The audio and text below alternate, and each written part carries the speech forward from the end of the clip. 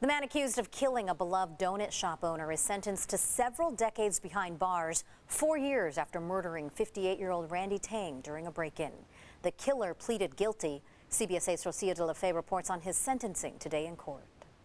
A judge handed Keon Wilson a 24 years, 4 months to life prison sentence. Loved ones say it won't bring the victim back, but it does provide somewhat of closure.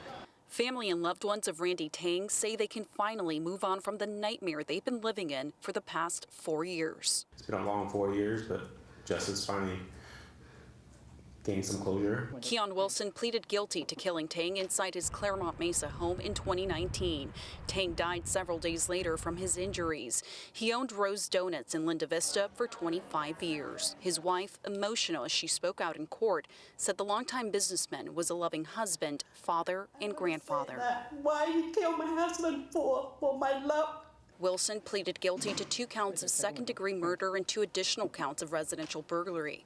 Tang's son thanked the defendant for owning up for what he did.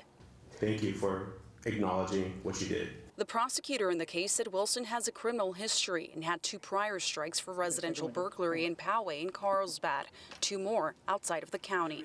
There was a substantial amount of loss suffered by the families in this case. She says that Wilson was part of a sophisticated criminal organization that targeted victims who were owners of small businesses. And preyed upon the stereotype that they may not keep their money in a bank, but may keep it at home in a safe. They would target So they targeted the small business owners, and they went in a very tight time frame. The case went cold for 2 years. It was technology that helped detectives track down Wilson. Had exhausted almost every investigatory outlet until they utilized the technology of a reverse location search.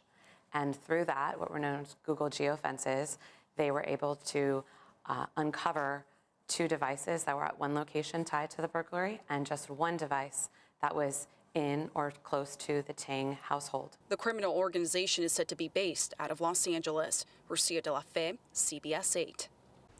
Thanks, Rocio. And we've been following the story from the start. For more of our coverage, visit our website, cbs8.com, or check out our social media platforms.